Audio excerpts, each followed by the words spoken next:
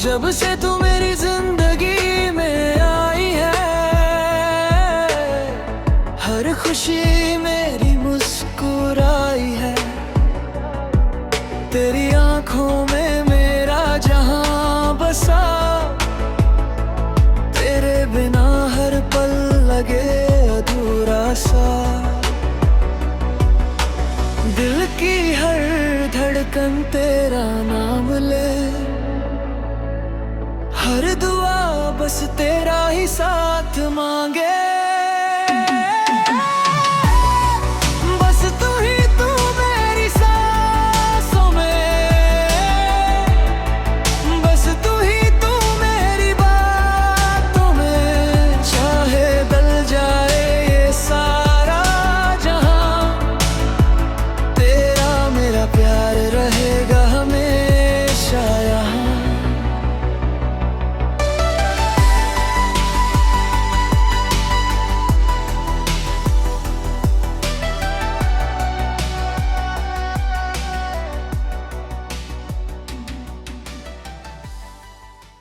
चियान्यू गुफा वाले लोगों को मारते हैं, दहशत फैलाते हैं। दुष्ट संप्रदाय बहुत बुरा है, उनसे दूर रहना चाहिए। क्या तुम्हें सच में याद नहीं कि तुम मेरी बहन हो? उनसे झूठ क्यों कहा? आप उनके बड़े भाई हैं। वो अपनी याददाश्त खो चुकी है, तो मुझे उसकी मदद करनी चाहिए। तुम्हारा भाई तुमसे इतना प्यार करता है, क्या तुम उसकी मदद नहीं करो? मुझे समझ नहीं आता आपके मन में उनके लिए शत्रुता क्यों है। हम हमेशा एक दूसरे के विरोध ही रहे हैं।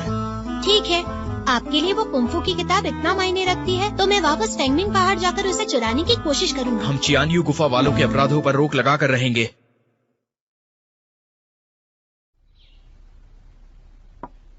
तुम तो मुझे जानते हो, इस बार मैं बस तुमसे छोटा सा एहसान चाहता हूँ। तो मुझे ये बताओ, क्या तुम्हें किसी काम के लिए मेरी सहायता चाहिए या फिर इस बार भी किसी लड़की का चक्कर है? हाँ, दोनों की बातें हैं। पिताजी चाहते हैं कि मैं शादी कर लूं, इसलिए वो मेरे लिए लड़की ढूंढ रहे हैं। तुम तो जानते हो मुझे लड़कियां पसंद नहीं हैं। कब तक इस बात को टालते रहोगे? फेंगमिंग पहाड़ में बसंत के फूल खिले हैं, यहाँ खूबसूरत लोग और वादियां हैं। ये जगह हर दुख से दूर किसी स्वर्ग की तरह है।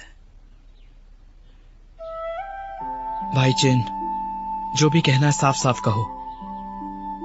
खुश तो बहुत होंगे तुम, इतनी खूबसूरत लड़की है यहाँ। बाहर तुम जिस लड़की से मिले वो वही है जिसे मैं बक्सियान भवन से लेकर आया था। उसे कुंफू के बारे में कुछ नहीं पता। वैद्य जी की हत्या के समय वो वही थी। उसकी याददाश्त खो चुकी है। उसकी पहचान और परिवार का कुछ नहीं पता। उससे बातें करने के बाद भी मैं कुछ पता नहीं लगा पाया। इसलिए मैं चाहता हूँ कि मैं तुम्हारी मदद जरूर करूंगा, बस तुम मुझ पर थोड़ा विश्वास रखना। कैसे करोगी मदद?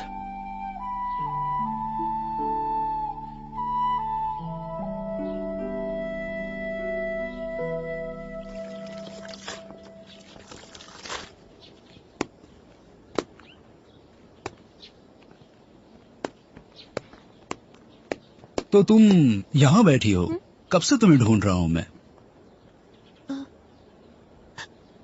सच कहूँ तो मैं खुद ही आपसे मिलने आ रही थी, लेकिन देखिए ना, आप ही यहाँ खुद आ गए। हाँ, मैं तो हूँ ही एक खूबसूरत और विचारशील आदमी। खुद की कितनी तारीफ कर रहे हैं। तुमने कहा तुम मुझसे मिलने आने वाली थी, मुझे पता है क्यों आ रही थी। शाओ बाई के बारे में जानने के लिए, है ना? तुम तारीफ के बिल्कुल काबिल नहीं होते अगर इस बात का सही अनुमान ना लगाते। आप सच में बहुत बुद्धिमान हैं। वैसे एक बात है जो मैं आपसे पूछना चाहती थी, शाओबाई को सबसे ज्यादा क्या पसंद है? अच्छा सवाल है। उसे हथियार, कुंफू, संगीत, चित्रकारी और वो लोग पसंद है जो उसकी तरह ज्ञान और समझदारी की बातें करते हैं। और उसे नापसंद क्या क्या है? ये भी एक बहुत अच्छा सवाल है। वो बहुत ही खुले विचारों का है, कभी अपनी राय दूसरों पर नहीं थोपता। अब ये कैसा जवाब हुआ? मुझे लगता है तुम्हें ये नहीं जानना वो क्या पसंद करता है, पर ये कि किसे पसंद करता है। सही कहा ना मैंने? मुझे पता नहीं था आप लड़की के दिल को इतनी अच्छी तरह समझते हैं। वैसे मैंने सुना है कि शाओबाई की सगाई हो चुकी है। तुम्हारा मतलब हुआ शाओली से है? हुआ शाओली एक बहुत ही अमीर, समझदार और बहुत खूबसूरत इंसान थी, पर किस्मत का खेल देखो, शाओबाई के साथ शादी से पहले ही उसकी अचानक मौत हो गई। पर क्या? पर हुआ शाओली की मौत बहुत ही अजीब थी। आग से पूरा का पूरा घर जल गया था, लेकिन हमें उसकी लाश वहां कहीं नहीं मिली। तुम्हें ये बात अजीब नहीं लगती?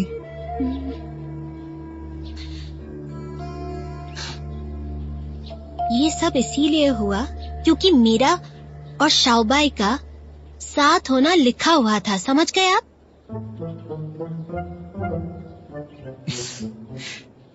तुम्हारे अंदर इतना आत्मविश्वास आता कहां से है?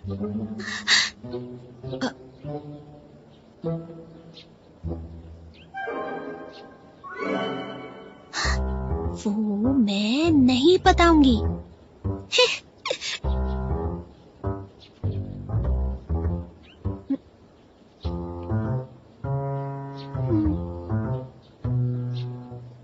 वैसे मैं सोच रहा था कि मैं शाओबाई के साथ बाहर कहीं खाने के लिए चला जाऊं और तुम्हें भी साथ आने के लिए कहूं, पर शायद तुम्हें मैं पसंद नहीं। अरे रुको, हम बाहर खाने जाएंगे? कहाँ? सिर्फ शाओबाई और मैं जाएंगे? सुबह 11:15 बजे चीन हुआन शुआन में तुम दोनों, और साथ ही मैं भी तुम्हारे साथ चलूंगा। बिल्कुल बिल्कुल, बस खाना ज्यादा और बातें कम करना। इसके लिए धन्यवाद, तुम्हारा ये एहसान रहा मुझ पर। ये लीजिए, हैंगशन के कुंगफू की किताब।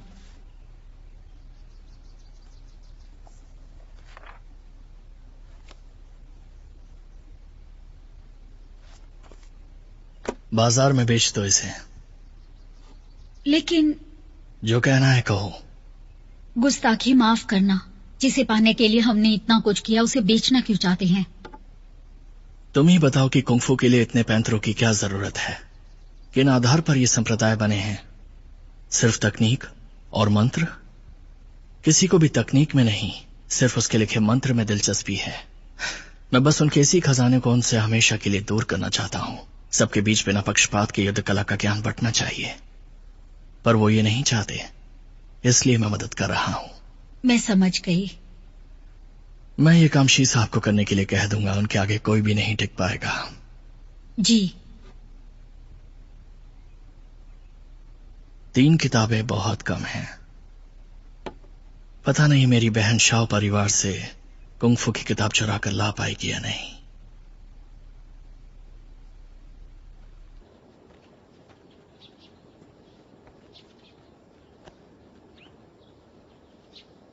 तैयारी हो गई? अगर चुन हुआ तुम्हारे सामने ये नहीं कहती कि मुझे उसके साथ अकेले में नहीं मिलना चाहिए, तो यकीनन वो अपनी याददाश्त खो चुकी है। इसका मतलब उसकी पहचान का कोई पता नहीं चल पाया। भाई चिन, क्या तुम मुझ पर एक एहसान करोगे? तुम्हारे लिए कुछ भी।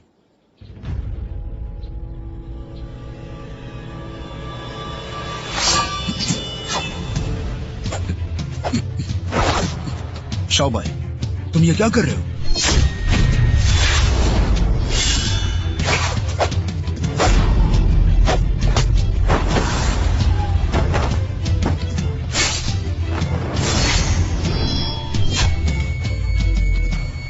ये सही नहीं। क्या सही नहीं? तलवार सही नहीं है। मैंने बाद में जाकर वैद्य जी की लाश की जांच की थी। वार सीधा उनके दिल पर किया गया था, बिना किसी झुकाव के। फिर मुझे लगा कि वार कुल्हाड़ी से किया गया। मुझे माफ करना भाई जिन।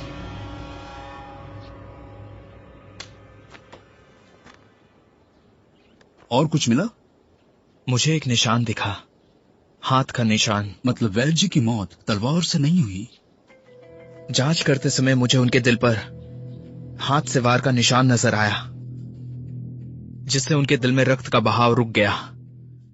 मुझे ऐसा कोई इंसान नहीं पता जिसके पास इस तरह वार करने की क्षमता है। इस तरह हत्या? वैद्य जी जैसी शख्सियत को मारना कोई आसान काम नहीं रहा होगा। तुम्हें क्या लगता है? मुझे लगता है कि वैद्य जी पर हमला किसी ने छुपके से उनके घर में आकर और फिर अचानक से किया होगा। मुझे भी यही लगता है। शाओबाई,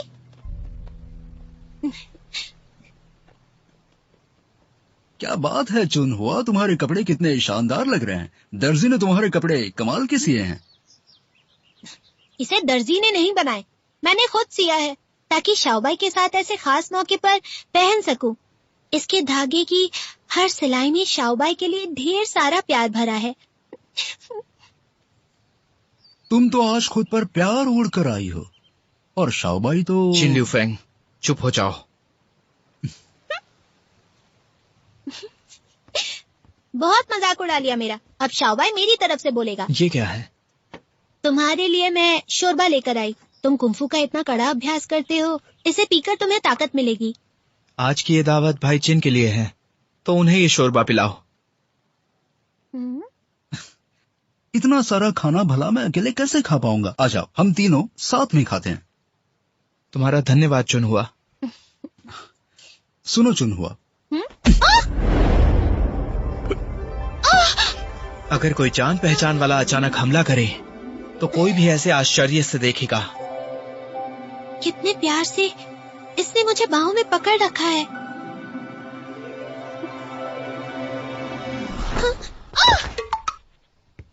मैंने बातों के बीच अचानक धक्का दिया, इसलिए ये खुद को संभाल नहीं पाई। हाँ, तुमने बिल्कुल सही कहा। इसलिए हम कह सकते हैं कि वैद्य जी पर हमला उनके किसी जान पहचान वाले ने ही किया था। धन्यवाद भाई चिन।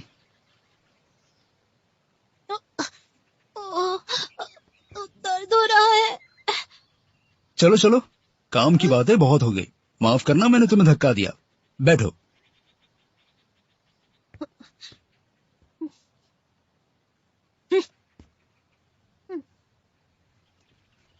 तुम मुझसे यहाँ मिलने आए, उसके लिए ये जाम पेश करता हूँ।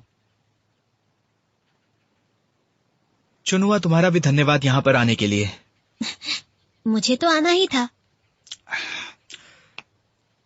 अच्छा तो चुन हुआ, ये व्यंजन हमारे यहाँ की खासियत है। तुम इसे खाओ और मुझे बताओ तुम्हें कैसे लगी। ऐसी बात है तो मैं जरूर खाऊंगी।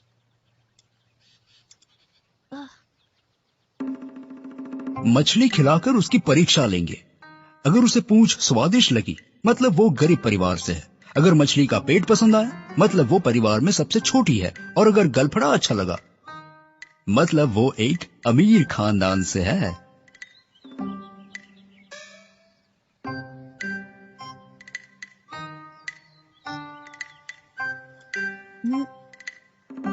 आप तो सच में स्वादिष्ट खाना पकाते हैं। तारीफ के लिए धन्यवाद। मुझे इस मछली का सबसे स्वादिष्ट हिस्सा पता है कौन सा लगा? इसका पेट। मछली का पेट पसंद आया तो क्या मतलब है? मतलब धनी परिवार से है, पर गरीब भी ये हिस्सा खाते हैं। यानी कि चुनहुआ का परिवार पहले की तरह धनी नहीं रहा। ये मछली थोड़ी गर्म है, पर ये बहुत स्वादिष्ट है। मीठा दक्षिण, नमकीन उत्तर, गरम पूर्व, खट्टा पश्चिम। उसके स्वाद के मुताबिक मुझे पता चल जाएगा कि उसका घर कौन सी दिशा में है। इसे गरम पसंद है। कहीं ये संगशियन गांव से तो नहीं?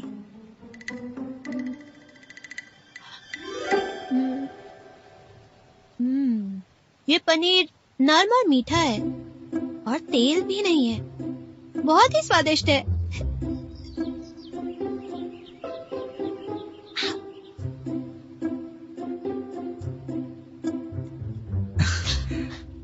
चलो शौबाई, जाम उठाओ, पियो।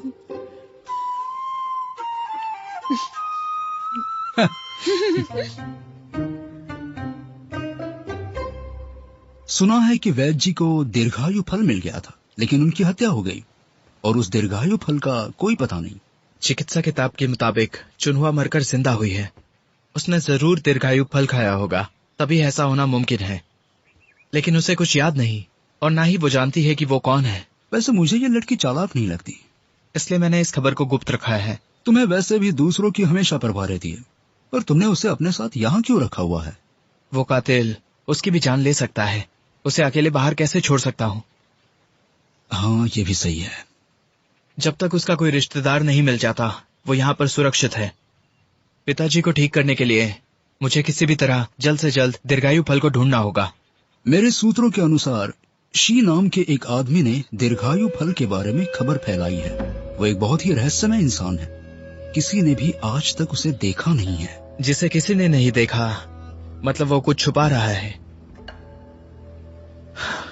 तो सवाल यह है कि दीर्घायु फल असल में है या नहीं।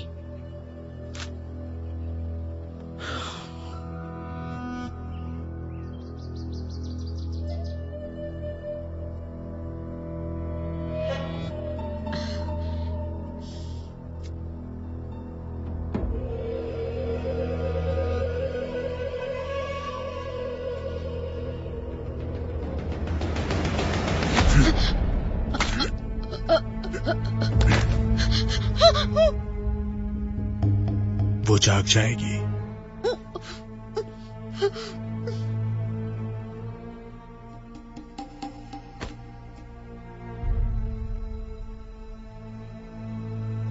अच्छी तरह से इसकी जांच करो, देखो कुछ मिलता है क्या।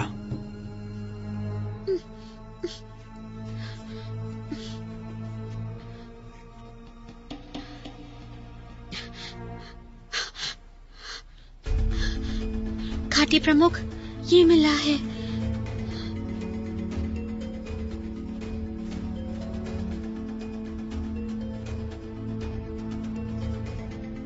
चियानियो गुफा। जासूस भेजने से बाज नहीं आओगे। इस बार तो तुम लोगों ने हद पार कर दी।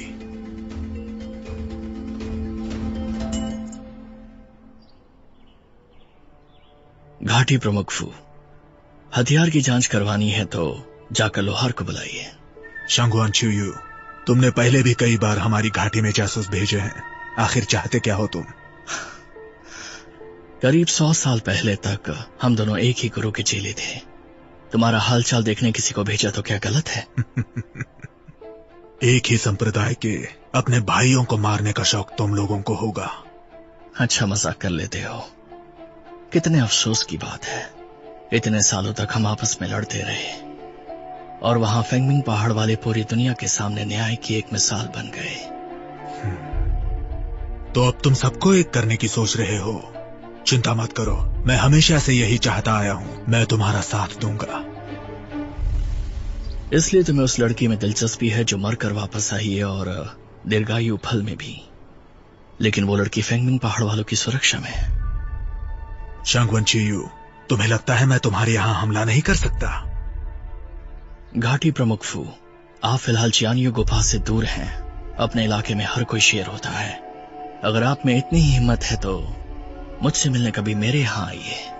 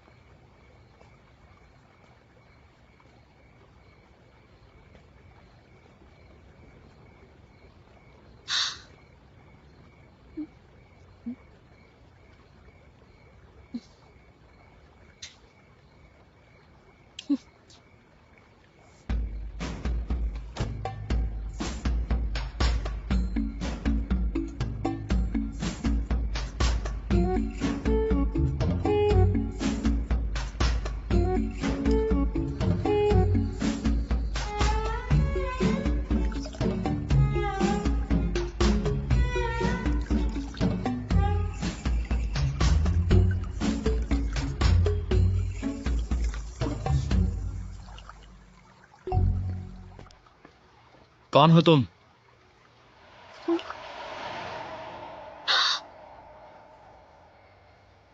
चुनुआ तुम? शाओबाई,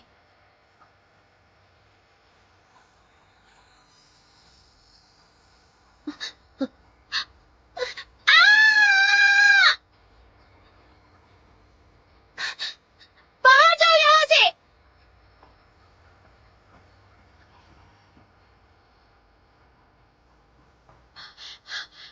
मैं देखती हूँ।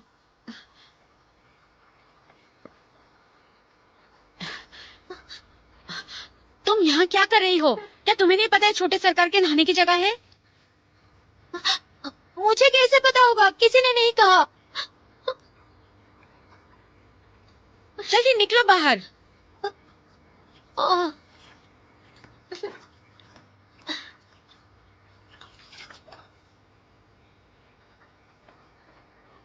चलो। ऐसे देख क्या रहे हो? अगर ये तुम्हारी निजी जगह है तो कहीं लिख कर रखो ना। चलो।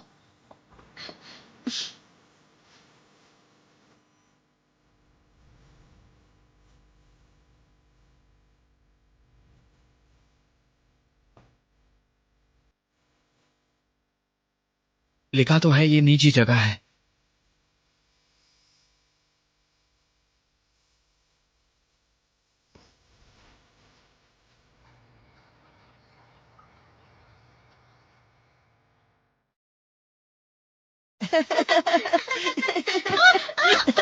शाओली, आंखें खोलो।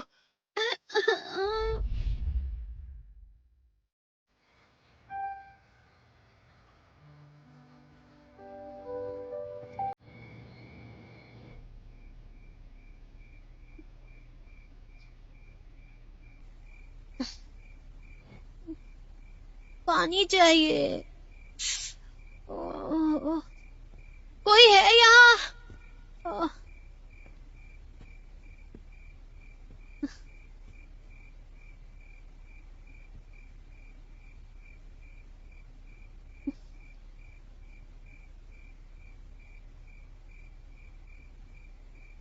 बस हल्का सा बुखार है, घबराने की कोई जरूरत नहीं।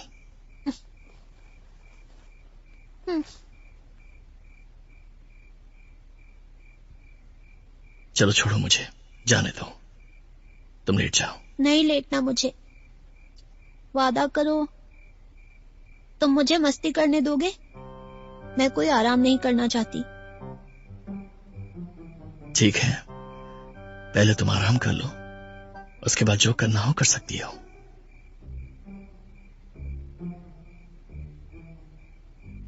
क्या तुम मुझसे सच कह रहे हो? हाँ, तुम्हें जो करना है कर सकती हो।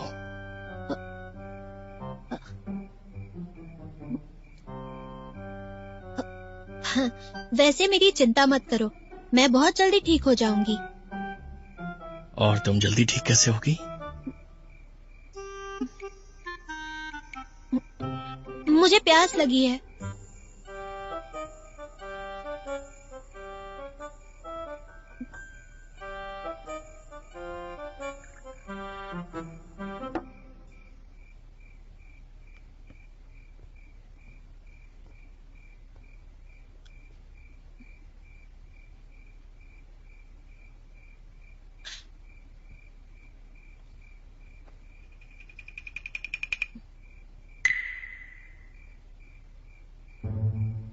क्या हुआ?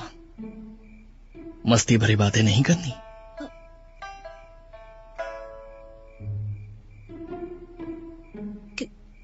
क्या हम सच में भाई बहन हैं? हाँ। क्या हुआ? क्या तुम यहां पर खुश नहीं हो? क्या हम एक दूसरे के साथ खुश थे?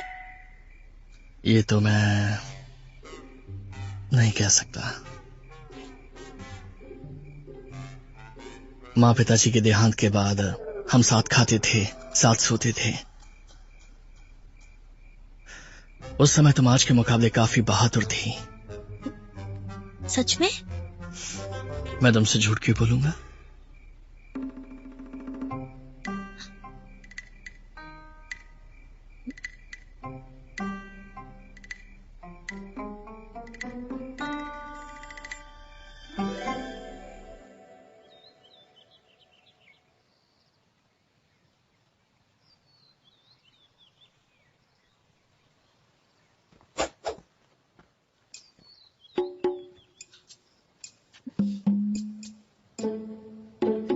जब भी ये कोई बात कहता है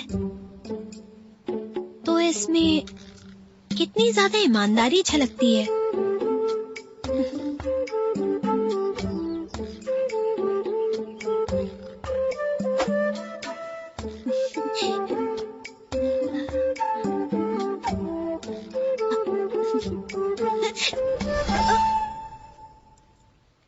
चुनुआ, तुम यहाँ क्यों आई हो?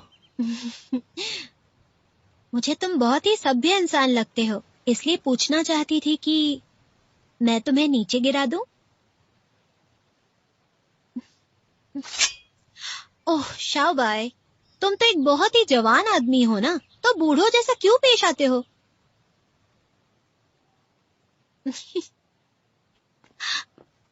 शाओबाई, तुम्हारे स्नान की जगह जानबूझकर नहीं गई थी मैंने पढ़ा ही नहीं, वो तुम्हारी निजी जगह है। मुझे लगा था तुम अच्छे इंसान हो तो बुरा नहीं मानोगे, पता नहीं था शर्माओगे इतना। चुनुआ, तुम ये क्या कह रही हो? तुम्हारा मतलब तुमने मुझे नहाते हुए नहीं देखा? देखा भी तो कोई बात नहीं, वैसे भी तुम मेरे पति हो।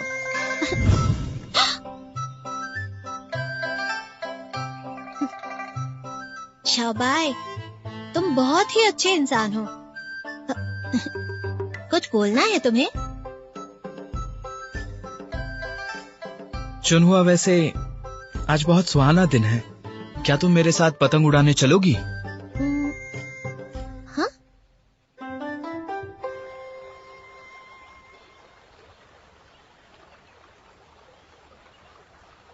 शाबाश, धागे को कस के पकड़ोगे तो पतंग ऊंची नहीं उड़ पाएगी।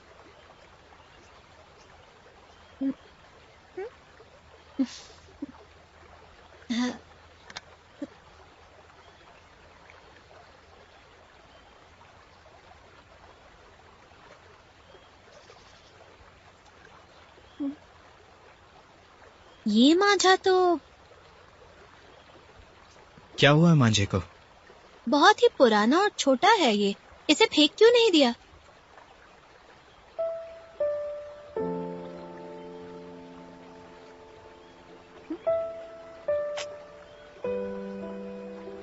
चुनुआ, क्या तुम्हें याद है हम दोनों पहली बार कहाँ मिले थे?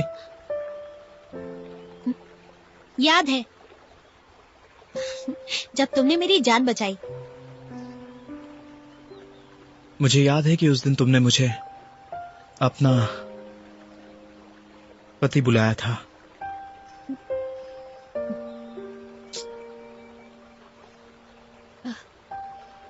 क्या सच में? मुझे तो कुछ याद नहीं।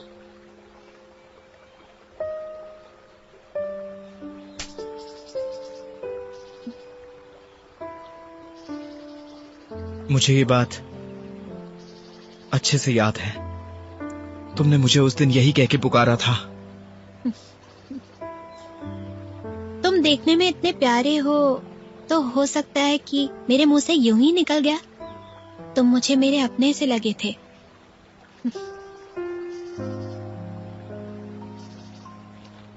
पिछली बातें कितने हद तक याद है तुम्हें?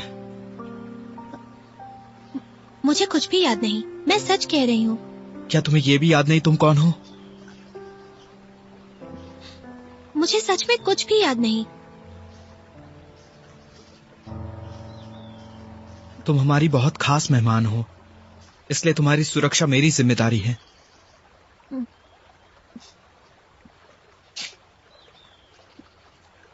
शाबाश, तुम्हें मेरी इतनी परवाह क्यों है?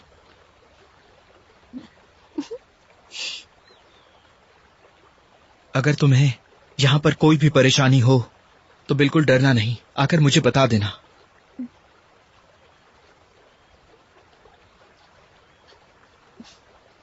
जब तक तुम मेरे साथ हो ना, मुझे किसी बात का डर नहीं।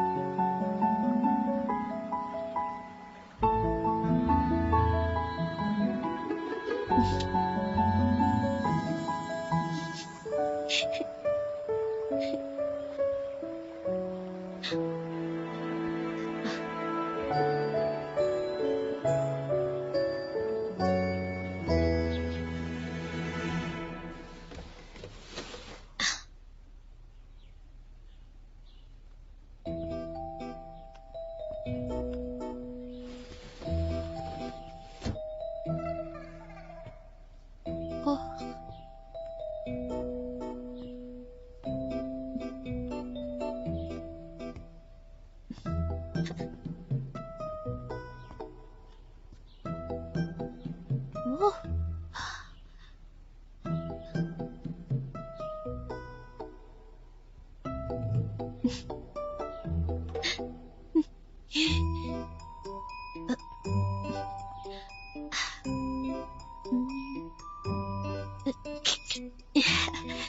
देर से ही सही शाओबाई ने प्यार तो दिखाया। कौन प्यार दिखा रहा है? आप यहाँ क्या कर रहे हैं? यह इतना शानदार और बड़ा आईना है तो मैं बस देखने आ गया। बालों का नया काटा। हाँ, देख लिया आपने, कैसा लगा?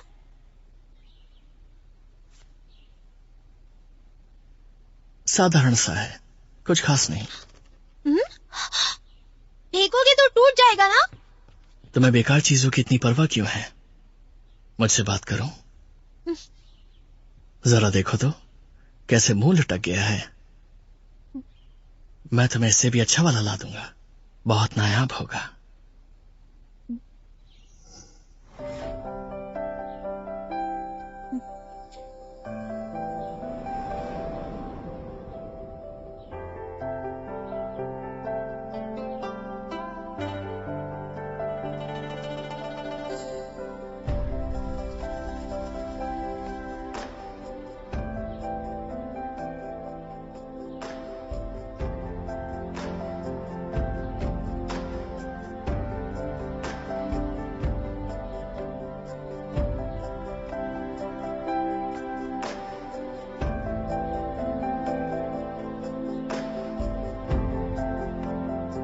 ये लो, इसे तुम रख लो।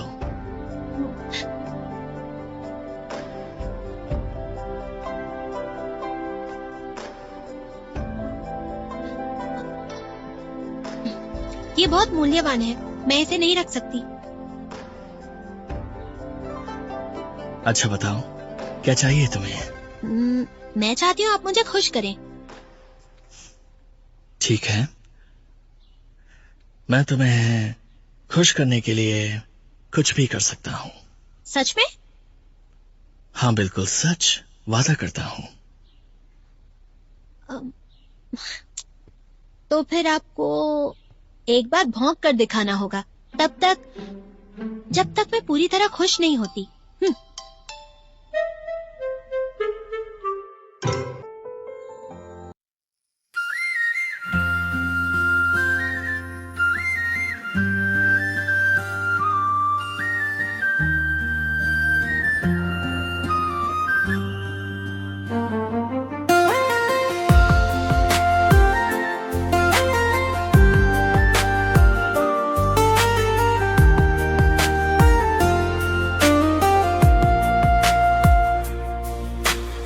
जब से तुझे देखा है दिल को सुकून मिला, सूनी सी राहों में जैसे कोई फूल खिला।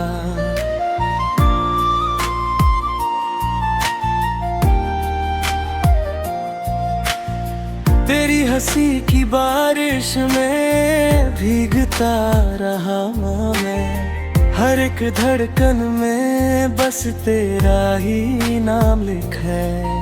तेरी आंखों में जो सपना मैंने देखा है, उसी सपने को अपनी दुनिया बनाया है।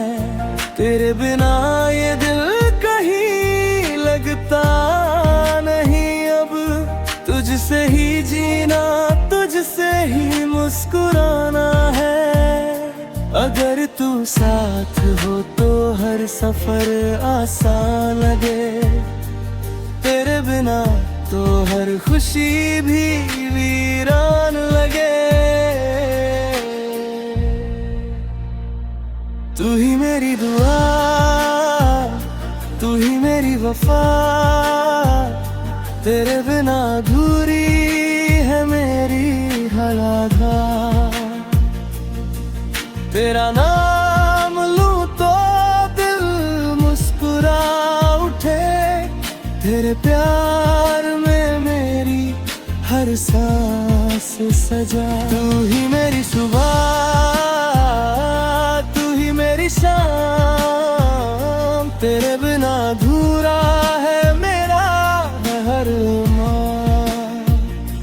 रब से बस इतनी सी इल्तिजा है मेरी, हर जन्म में मिले तेरा ही साथ।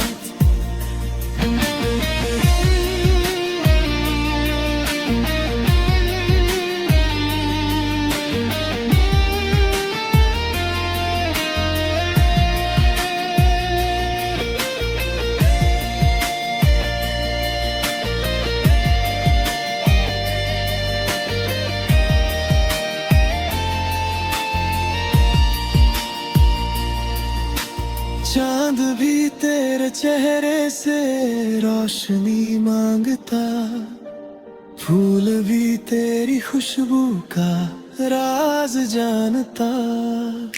हवा जब तेरा नाम मेरे कानों में कहती, दिल हर बार तुझसे मिलने को तड़पता। तेरी बाहों में दुनिया भुला दूं मैं, हर दर्द को हंस कर छुपा लूं मैं। अगर कभी आंसू तेरी आंखों में आए, अपनी सारी खुशियां तुझ पर लुटो दूं मैं। दूरियां आए चाहे लाख जिंदगी में, मेरा प्यार कभी कम ना होगा। वक्त बदले मौसम बदल जाए, मगर मेरा दिल तेरा ही रहेगा। तू ही मेरी दुआ, तू ही मेरी खुशी, तेरे बिना अधूरी मेरी हर बंदगी। सांसों में बसी है तेरी ही चाहत, तू ही मेरी मोहब्बत, तू ही मेरी जिंदगी। जब तक ये धड़कने धड़कती